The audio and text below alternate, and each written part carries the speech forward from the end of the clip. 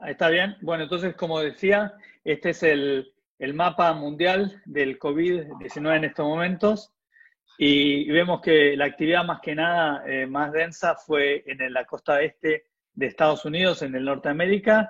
Vemos que Brasil se está rápidamente convirtiendo en el nuevo foco de la enfermedad y vemos todos los focos ahí en Europa. Una de las cosas que quería mencionar es que muchos de los países está reportando bajo nivel de mortalidades, pero tengo colegas en estos países que me están diciendo que sin el test, muchos de estos médicos están viendo muchos más pacientes de lo que se está reportando oficialmente. Aquí vemos el mapa de Estados Unidos, que lo que sucedió fue el comienzo, más que nada fue la costa oeste, en el estado de Washington, en el estado de California, con una tasa de casos y mortalidades que es menor a la que se vio, lo que se está viendo ahora en Chicago y en Nueva York. Esto es un punto de contención que muchas veces estamos tratando de adivinar por qué es. Ayer en la Universidad de Nueva York se publicó un estudio que, bueno, son pocos pacientes, pero demuestra que el virus ha mutado y el virus que apareció en la costa oeste era el virus original, el wild type, el virus salvaje de China, y pareciera que el virus habría mutado en Europa y el virus que llegó a la costa este de Estados Unidos, o sea, Nueva York y quizás Chicago, es el virus europeo mutado en una proteína de glicina en la posición 614, y este virus tiene más alta letalidad que el virus de China y de la costa oeste. Esto es una publicación recién que acaba de salir y todavía estamos viendo si realmente esta sería la causa. Punto importante para remarcar sobre esto es que se han analizado muestras de Brasil y pareciera que el virus que está en Sudamérica es el europeo, no es el chino, lo que conllevaría a una alta tasa de contagio y de mortalidad. Esto es también del mismo sitio de Johns Hopkins, que vemos que esto es el condado donde de nuestro hospital está, donde yo trabajo, soy el director del departamento pulmonar, y básicamente es una muestra de lo que estamos viendo, son los pacientes, la población aquí en este estado, en este condado, disculpen, es de 2.6 millones de pacientes, una tasa de pobreza de 19%, tenemos más o menos 282 camas de terapia intensiva, con 5.800 camas solamente en el condado de Kings County. Y como ven aquí, comparado con el estado de Nueva York, tuvimos una tasa de fatalidad en general de 7.9%, mucho más alta de las tasas de mortalidad que se estaban reportando en China al comienzo de la pandemia. Lo que sabemos es que el modo de transmisión es por gota, pero también puede aerosolizarse. Tenemos algunos ejemplos de aerosolización, por ejemplo, con ventilación asistida, con algunos métodos como nebulizaciones, y sabemos que el virus se mantiene en distintas superficies, en distintos tiempos, de 5 días en metal, cerámica, vidrios, pero 24 horas en cartón. Entonces esto es importante para tanto el manejo hospitalario como para instruirle a los pacientes y a sus familias sobre dónde queda el virus. Y esto es información del CDC de aquí en Estados Unidos. Esto creo que es muy importante para Latinoamérica y para particularmente los siguientes países que van a estar con esta pandemia. Nosotros tuvimos muchos problemas con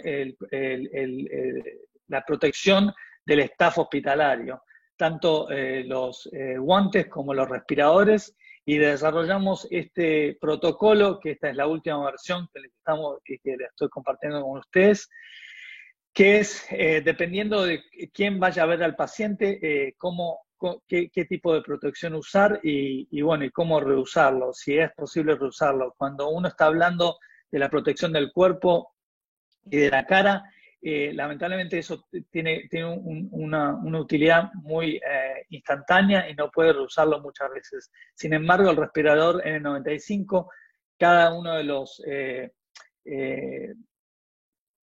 pulmonólogos o intensivistas usa uno durante toda la guardia que va a estar presente en el hospital. La presentación clínica que hemos visto en esta pandemia es más o menos una incubación. El paciente se presenta con una incubación de 2 a 14 días.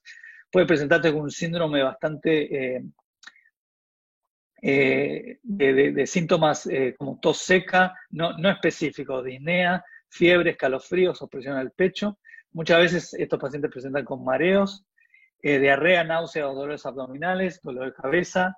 Esta que todo el mundo está hablando, pérdida del sentido del olfato y sabor, lo hemos visto más o menos en el 10 a 20%, no todos los pacientes se presentan así, y también con dolor de garganta.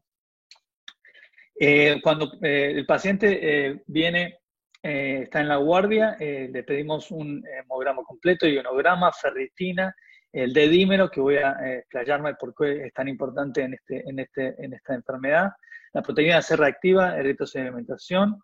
También pedimos una interleuquina 6, que los niveles tardaban unos días en llegar, pero es importante para después las otras terapéuticas que estuvimos induyendo en estos pacientes. Troponina, triglicéridos y la LH. Imágenes. Esta es una radiografía de un paciente que cuando su primer radiografía, como ven, tiene infiltrados bilaterales, pero no son aparentemente severos en la radiografía. Aparentemente el pulmón derecho está más afectado, tiene una predominancia intersticial, y en algunos pacientes vemos una cordamegalia en la radiografía de pecho y tienen bajos volúmenes en la radiografía. Sin embargo, cuando checamos una tomografía computada, y esto se correlaciona con las informaciones que nos llegaba de Asia, de que la tomografía computada es más sensible en detectar la afección del parénquima pulmonar en estos pacientes. Tiene un aspecto mosaico de distribución alveolar y es bien difuso. Este es de un estudio que salió en el Lancet, que se ven inclusiones virales en diferentes órganos del cuerpo. Usamos microscopía electrónica y aquí se ven el virus en los túbulos renales, también partículas virales de 614 nanómetros en los capilares. Esto es el intestino delgado con inclusión de hematoxicina y eosinofilia con caspasa 3. Vemos inclusiones virales en el intestino delgado con infiltrados mononucleares. Y en el pulmón también con la técnica de HS ven estos infiltrados que se pueden ver también con afección de las células endoteliales. Vemos infiltrados neutrofílicos, mononucleares y con apoptosis de estas células en este estudio. Y este estudio, que también salió de la Universidad de Nueva York, que se fue publicado en Lancet, muestra que la infección por el COVID-19 es una infección e inflamación a nivel endotelial, entonces varios órganos. Vemos los factores de riesgo como la edad avanzada, el género masculino, la hipertensión, obesidad y fumadores. Entonces una de las teorías que tenemos es que puede ser que estos factores de riesgo predispongan a una difusión endotelial. Puede ser que esto es por lo que estamos viendo que drogas antiinflamatorias, anticitoquinas, IECA, incluso la pregunta se ha hecho aquí en Estados Unidos, estatinas pueden mejorar o detener la progresión en estos pacientes. Y esto todavía es una pregunta abierta. Lo que sí le quería compartir con la audiencia los resultados de 9 autopsias que se han hecho aquí en Nueva York. Tengo muchas más dispositivas, pero quería disminuir la cantidad de tiempo en esta presentación, entonces mostré como pulmonólogo lo que más importancia vimos en estas autopsias, que fue que en todos los pacientes había una trombosis, tanto macro, trombosis y microtrombosis. Los pulmones de estos pacientes, las 9 autopsias, mostraba el clásico progresión del síndrome respiratorio agudo con un daño alveolar difuso, con fibrina en los estadios tempranos, y una proliferación, un daño difuso alveolar proliferativo, incluso fibrótico, en los estadios tardíos. Esto es también clásica presentación de síndrome de distrés respiratorio agudo. Entonces, a la parte quizás más importante, el manejo del paciente con COVID y los protocolos que hemos iniciado en la Universidad de Nueva York para tratar a estos pacientes. Discúlpeme porque esta diapositiva es un poquito bastante conglomerada, pero bueno, lo que estamos viendo es que estos pacientes se presentan en la emergencia, le chequeamos el testeo por PCR y en estos momentos en la Universidad de Nueva York no hay ningún tipo de paciente que esté siendo tratado con ninguna medicación que sea afuera de un estudio, que estemos haciendo.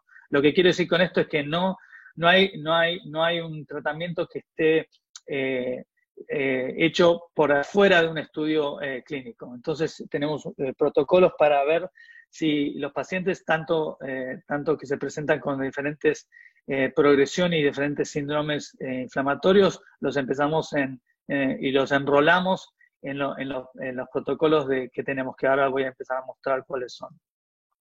Este es el algoritmo, el último algoritmo que hemos desarrollado, y como ven ahí en rojo, es lo que acabo de leer, que no tenemos ningún tipo de régimen aprobado por la FDA, entonces todos los tratamientos han sido bajo un paraguas de estudios clínicos que estamos usando. Usamos mucho los dedímeros para indicarnos cuáles son los pacientes a los que vamos a empezarlos en anticoagulación terapéutica. Usamos oxígeno estos pacientes en la planta médica y consideramos a estos pacientes para estudios con el Remdesivir, con tocilizumab, que es una anti-interleuquina 6, y con corticosteroides. Le voy a pasar al doctor Olmos estas dispositivos y estos protocolos para compartirlos con la audiencia y que ustedes puedan analizarlos y compartirlo con ustedes. Este es el protocolo de anticoagulación que estamos haciendo aquí en la Universidad de Nueva York, y como dije, en el contexto al principio de la pandemia, estamos viendo con el ultrasonido una cantidad enorme de pacientes con tromboembolismo pulmonar, con trombosis de la vena cavas, trombosis hepáticas y con trombos en las piernas en estos pacientes. Lo que sucedió es que las autopsias demostraron trombosis significativa y en todo el cuerpo.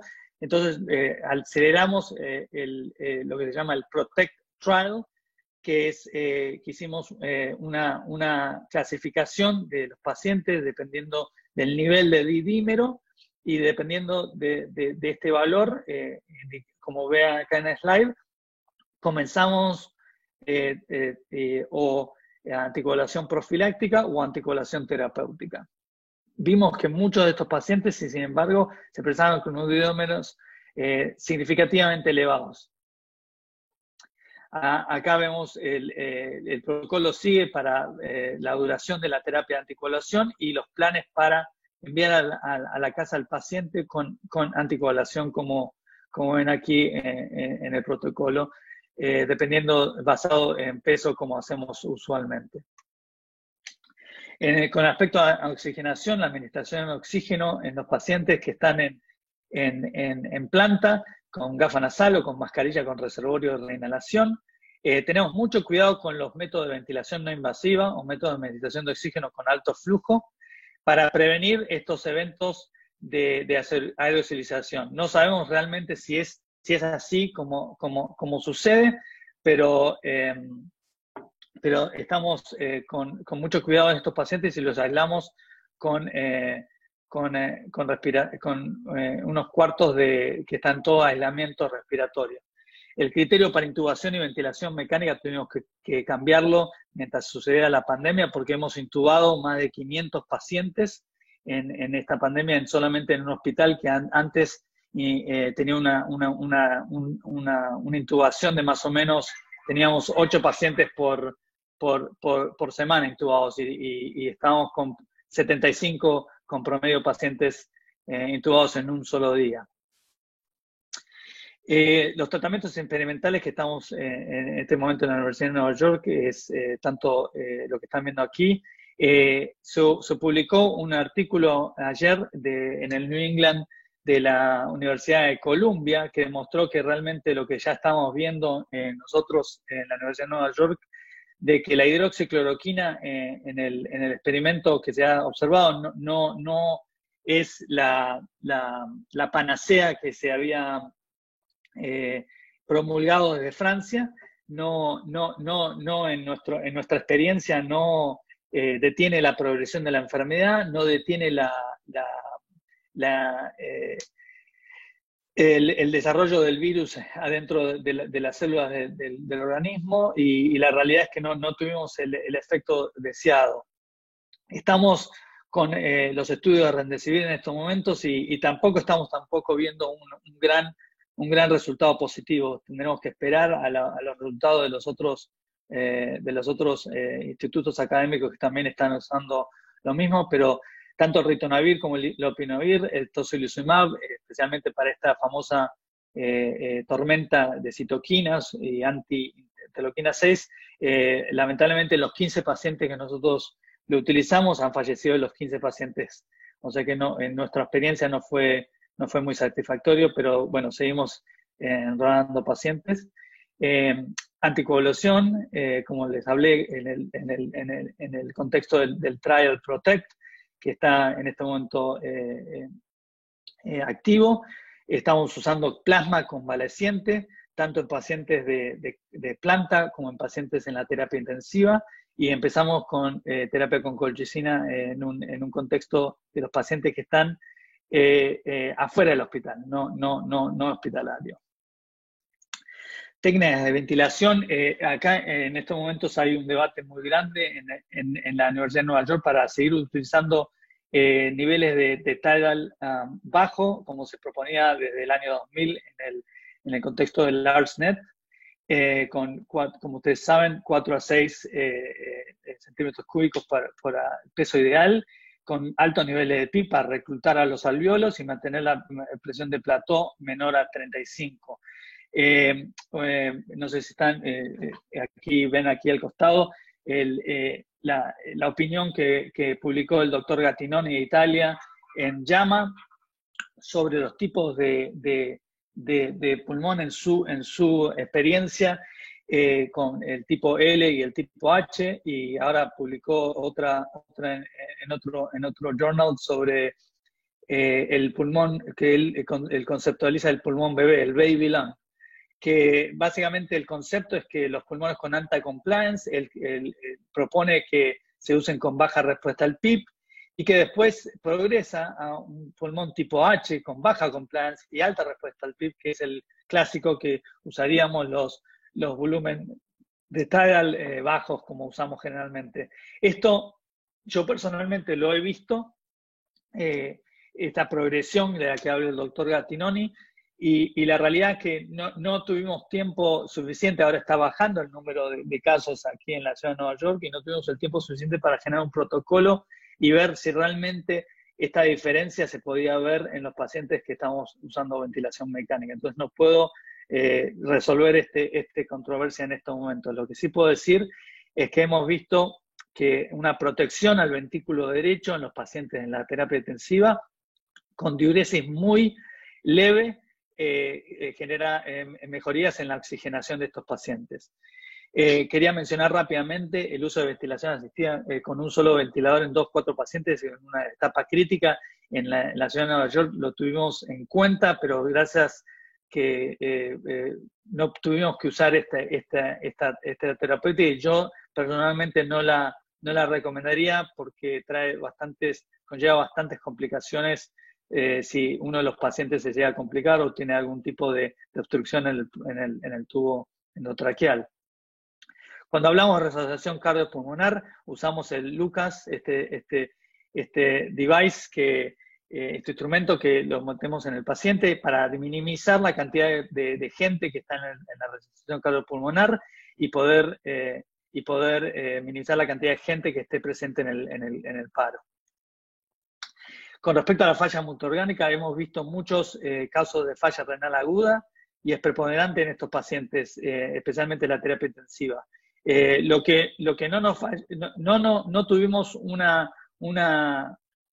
una necesidad de tener más ventiladores, pero los tuvimos, porque generalmente teníamos 30, 40, y tuvimos que tener 80, 90 ventiladores, pero lo que sí nos faltó fueron diálisis, diálisis tanto continua como diálisis peritoneal, y eso no lo preveníamos en esta pandemia, porque nadie estaba hablando de falla renal aguda, lo cual lo vimos en la mayoría de los pacientes que estuvieron internados en la terapia intensiva, y nos causó mucho estrés para tratar de empezar a estos pacientes en diálisis.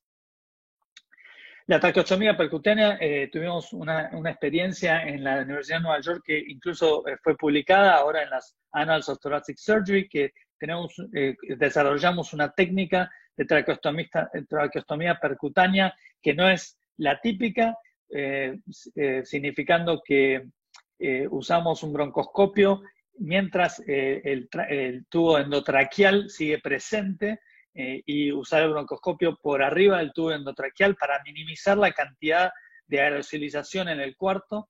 Esta técnica, como ya le dije, está publicada, y si alguien está más interesado, si hay algunos pulmonólogos intensivistas que quieren conectarme, por favor, puedo explayarme un poco más en la técnica que usamos para minimizar, porque muchos de estos pacientes van a estar intubados por semanas, entonces es importante que en algún momento van a necesitar una traqueostomía, entonces el tiempo en el que se van a necesitar estas traqueostomías es muy importante. En el hospital de Manhattan están haciendo estas traqueostomías muy tempranos, a partir de los 5 días están intubados.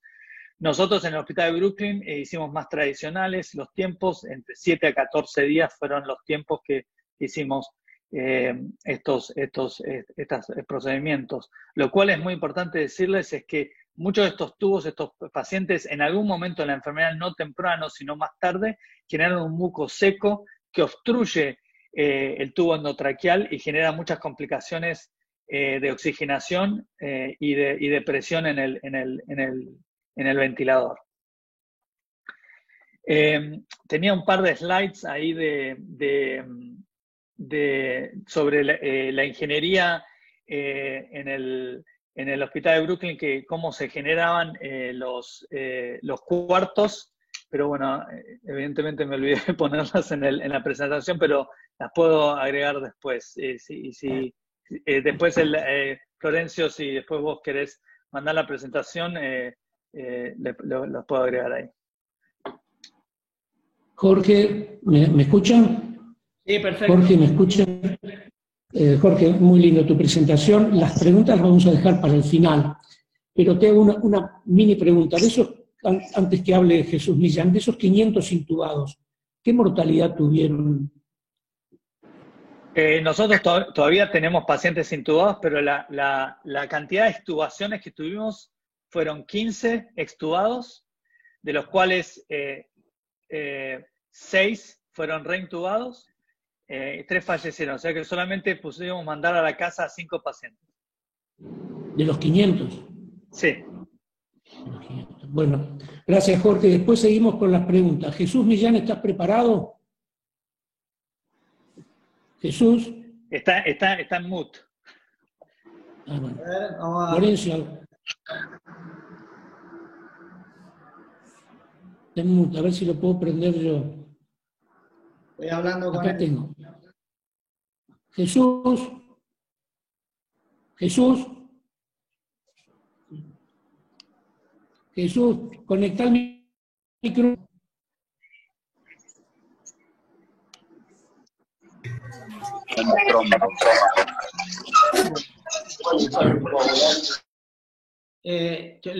Tú lo puedes silenciar solo, abrirlo solo.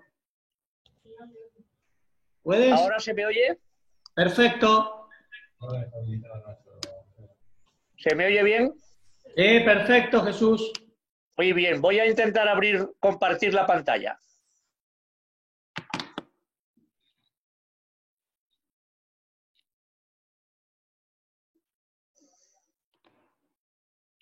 Perfecto.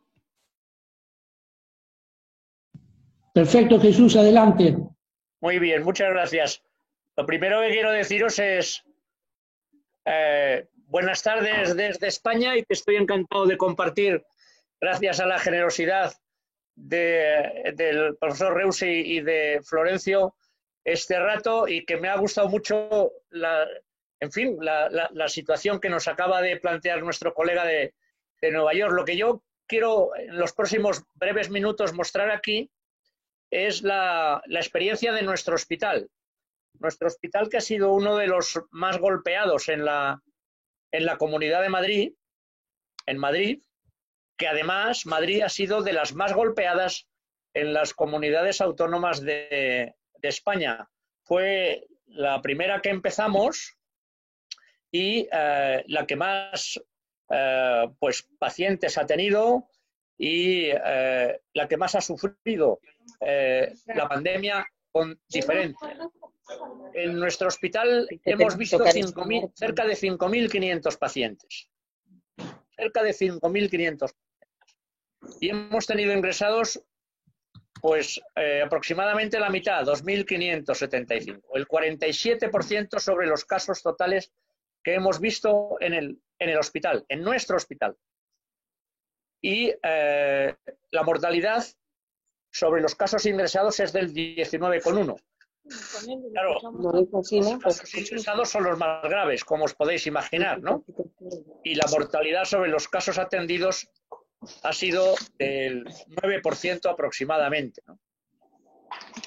Sobre los casos atendidos en total. Luego hay muchos pacientes que no han llegado al hospital, que los ha visto atención primaria y los habrá tratado atención primaria.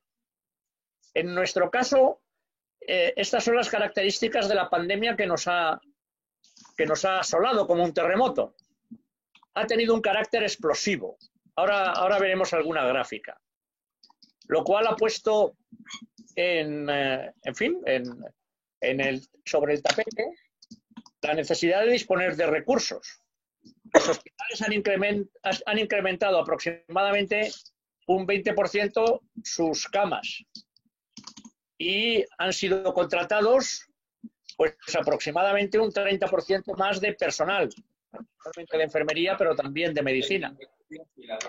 Gracias. Gracias. Ha sido un reto los equipos de protección individual, que han estado siempre, manteniendo.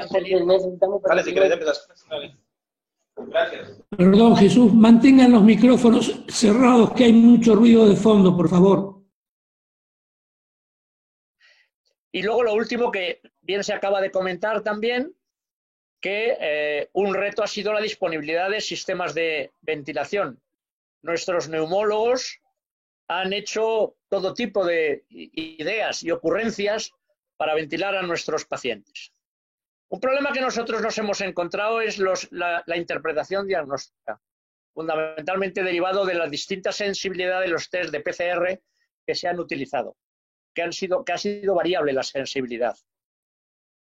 Y luego, como también se ha comentado, que los tratamientos son empíricos, la mayoría sometidos al escrutinio de los ensayos clínicos. Claro, la cantidad de ciencia que se ha publicado, digámoslo así, en general, abundantes trabajos con numerosos sesgos, sin poder sacar conclusiones generales, ha sido terrible. Y desde el punto de vista personal, las plantillas de los hospitales y el nuestro ha sido de un desgaste físico y emocional terrible, hasta necesitar y establecer equipos de apoyo de salud mental, tanto para enfermos como familiares y para nosotros mismos, ¿no? Estos son datos en la Comunidad de Madrid, adultos ingresados. en los hospitales de la Comunidad de Madrid. Esto es la ola de la Comunidad de Madrid. Esto es la ola de la Comunidad de Madrid en azul y esto ha tenido lugar en 2 meses, marzo y abril. Marzo y abril. En gris está el incremento de fallecidos, de éxitos, de ingresos, de éxitos, perdón, y en rojo los ingresos en UCI. Las unidades de críticos se han incrementado aproximadamente 5 veces más de las camas que disponían. Por poneros un ejemplo, nuestra biblioteca se transformó de la noche a la mañana en una UBI. En una UBI. Porque esta es la ocupación de camas. Y como podéis observar aquí, las camas de UCI se utilizaron llegando al 300%. Y era necesario crear esas camas, ¿no? Y aquí podéis comprobar cómo en determinados momentos la ocupación de los hospitales era superior al 100%. Es decir, los hospitales no eran hospitales generales, eran hospitales COVID todos. Todo estaba destinado al COVID. Bueno, y esta ha sido la ola del servicio de medicina interna. Yo recuerdo perfectamente que el lunes 9 de marzo, en la reunión de camas que tenemos al comienzo de las semanas en dirección, yo les contaba, tenemos 6 casos y 3 casos ingresados en la planta. Pues mirar aquí, hasta 745, coincidiendo con el día 1 de abril y 2 de abril. Eso fue nuestro tope. 745 ha sido el día que más enfermos hemos tenido ingresados solo en el servicio de medicina interna. Solo en el servicio de medicina interna. Ese día en el hospital, pues habría 1.100, 1.200 pacientes ingresados. Y como veis al final, cuesta mucho trabajo bajar los ingresos. Siguen ingresando. Por daros una cifra, hoy yo tenía ingresados todavía 150 pacientes COVID, además del resto de los pacientes, digámoslo así, de medicina interna general, ¿no? Esto fue la evolución en marzo y esta fue la evolución con más detalle en el mes de abril. Aún en mayo yo conservo en estos primeros días sobre 150. ¿Qué ha pasado? Pues que el servicio de medicina interna ha llegado a tener 22 controles de cada uno entre 25 y 30 camas a su responsabilidad. Esto fue creciendo de una manera explosiva y luego fue disminuyendo hasta la actualidad. Y los controles son básicamente lo que aquí podéis ver en verde, y lo que veis en azul es una experiencia muy gratificante y que nos ha dado mucho juego, que son hoteles medicalizados. Teníamos pacientes en los hoteles. Los menos graves, los que estaban para irse al alta pero no podían en su casa estar aislados, eso nos ha dado mucho juego y junto con hospitalización a domicilio, pues nos ha servido para como importante ayuda. Aquí lo que quiero señalar es, yo soy internista, como bien sabéis la mayoría, el papel que ha jugado el servicio de medicina interna en el hospital. En verde son los pacientes que hemos tenido ingresados cada día. Y en rosa, los pacientes, el resto de los pacientes. En la siguiente lo vemos mejor. Aproximadamente los servicios de medicina interna, y esto no ha sido solamente en mi hospital, eso ha sido en la mayoría de los grandes hospitales de España, entre el 60 y el 70% y hasta el 75% de todos los pacientes ingresados en el hospital los llevaba el servicio de medicina interna. La Sociedad Española de Medicina Interna empezó un registro de pacientes COVID y vamos por los 9.000 pacientes de toda España. Estos son datos de pacientes ingresados de medicina interna tradicional, no COVID.